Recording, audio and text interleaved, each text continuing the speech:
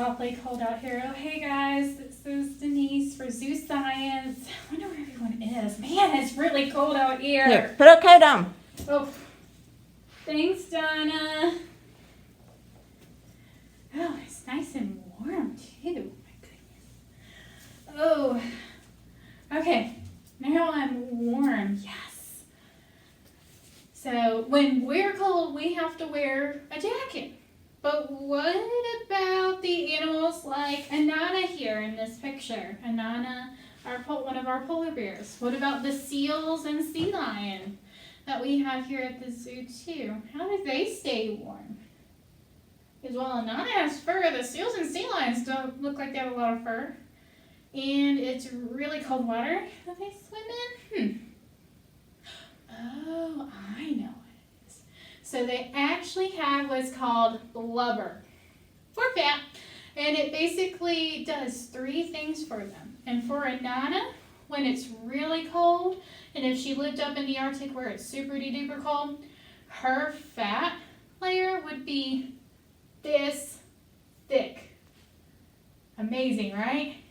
It's a lot. And you can explore how blubber or fat help keep animals like Anana warm. So here's what you need. You need some Ziploc bags or whatever brand of plastic bags that have the ends like this on it.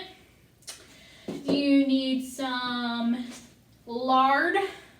It's basically shortening, all vegetable shortening lard. One of those that works out either way. You will need a spoon, because you'll need something to scoop up the lard in. And I'm just putting it in a bag to keep it nice and neat. And you will need some ice, which I'm using my polar bear ice cup that you can purchase when you buy drinks at the zoo to kind of really try it out. Okay, so what you'll need to do is you'll need 2 bags.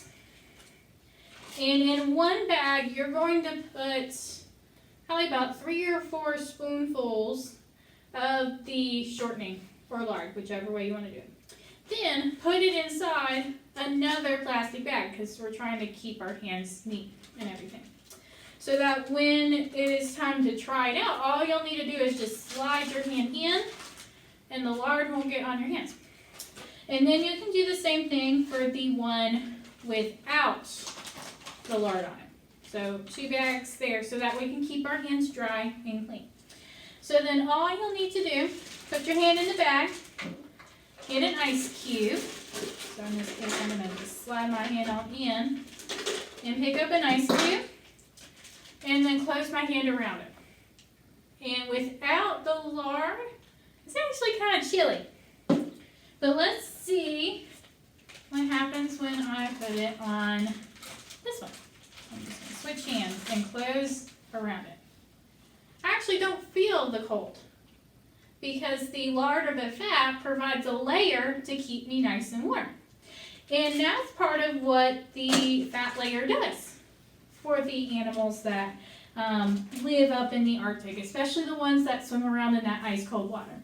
Not only does it keep them warm, it can also provide energy for them because there's not a lot going on up there in the Arctic.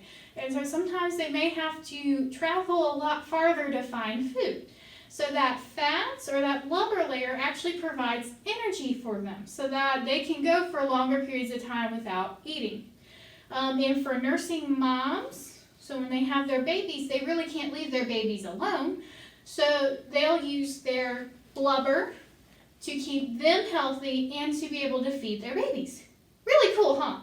So not only does it keep them warm and provides energy for them, it also helps them float. Can you imagine that? This much fat can help an animal float. Really cool, huh? And so, because this fat layer is not as dense as all the other layers, it actually keeps them floating. Kind of cool, huh? Especially since Anana, I'm glad she's not here because she'd probably be offended. She weighs around 700 pounds.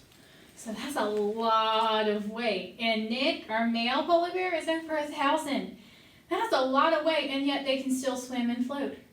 Really cool. So So try this experiment at home yourself and try it with even more ice, and maybe even put it in like an ice bath too. You can try that at home. But thanks for joining us today, and have a great day. Bye.